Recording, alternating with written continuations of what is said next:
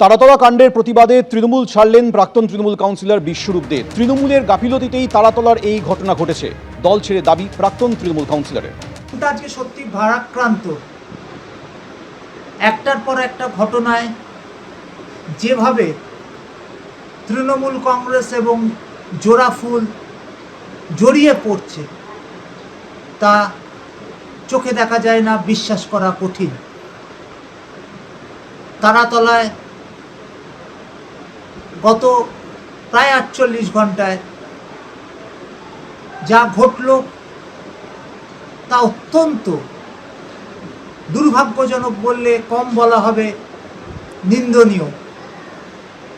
আমি যে দলের তৃণমূল কংগ্রেসের প্রতিনিধিত্ব করেছি কলকাতা পৌরসভায়, সেই দলের গাফিলতিতে আজকে বিধানসভায় মাননীয় মুখ্যমন্ত্রী বলেছেন যে তৎকালীন মহানাগরিক স্বাক্ষর করেছেন যে প্ল্যান অর্থাৎ নকশা মঞ্জুর হয়েছে তা ত্রুটিপূর্ণ এবং যার ফলে এতগুলো নিরীহ মানুষ প্রাণ হারালো। এ ব্যথা সহ্য করা যায় না। আমি তাই সিদ্ধান্ত নিচ্ছি যে তৃণমূল কংগ্রেস আর করা যাবে না, আর করবও না। তিনি ওদিকেও গেছেন শুনেছি, আমাদের মিটিংও কাল অনেকক্ষণ ছিলেন। তারপরে তিনি ওই যে তারাতলার ঘটনা নিয়েও খুব উষ্মা প্রকাশ করেছেন দেখলাম। তো এখন তৃণমূলের যদি ওই দিক মানে বালিশছাড়া তৃণমূল হয়, তো তারাতলায় যাদের বিরুদ্ধে অভিযোগ তারা তো বালিশ তৃণমূলে গেছে। ফলে আমি বিশ্বরূপ আমাদের বন্ধু হলো, আমি নিশ্চয়ই তার সঙ্গে আবার কথা বলবো। কিন্তু যে কোনো ব্যক্তির, ম্যাচিওর ব্যক্তির যে কোনো সিদ্ধান্ত নেওয়ার অধিকার আছে, কিন্তু তিনি মন থেকে আমাদের সঙ্গেই ছিলেন এবং তার তারাতলার ঘটনাটা তার খুব খারাপ লেগেছে। এবং যখন তিনি শুনেছেন আমাদের লোকদেরই কিছু দায়িত্বহীন কাণ্ড কারখানার জন্য হয়েছে, তিনি সেখানে শক্ত হয়েছে, আমরাও শক্ত। এখনো মনে করা হচ্ছে যে বেশ কয়েকজন সেখানে আটকে থাকতে পারে, তার জন্য সকাল থেকেই তৎপরতার সঙ্গে উদ্ধার কার্য চালিয়ে যাওয়া হচ্ছে। তারাতলার এই ভয়াবহ বিপর্যয়, যেখানে 15 জনের ইতিমধ্যেই মৃত্যু হয়েছে, 18 জন এসএসকেএম হাসপাতালে ভর্তি রয়েছেন।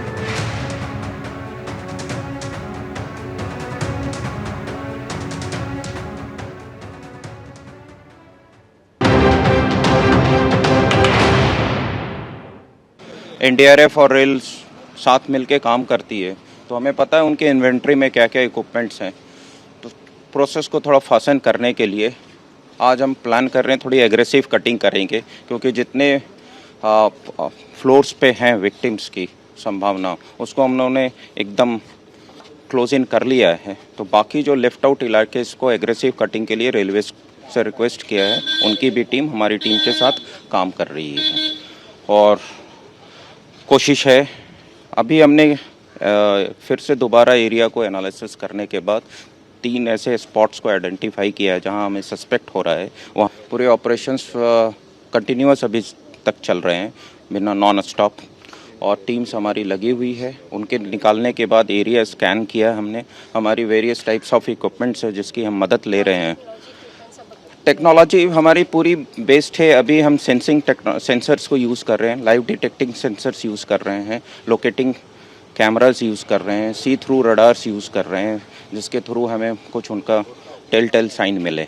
एबीपी आनंद एगिए थाके एगिए राखे।